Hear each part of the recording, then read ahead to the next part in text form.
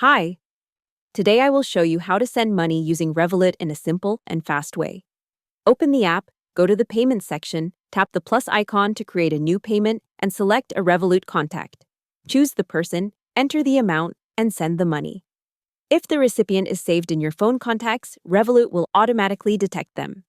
Before confirming the transfer, always check the currency. If the recipient uses a different currency, selecting the correct one can help you avoid unnecessary conversion fees. You can also send money directly to a bank account. In the Payments section, create a new payment, choose a bank recipient, and add a new one. Enter the IBAN, the recipient's name, and the country if required. Then enter the amount, review the details carefully, and send the transfer. Before sending any payment, take a moment to review the recipient, the amount, and the selected currency. Once the money is sent, reversing the transfer may not always be possible. Thanks for watching, subscribe to my channel, and see you in the next video.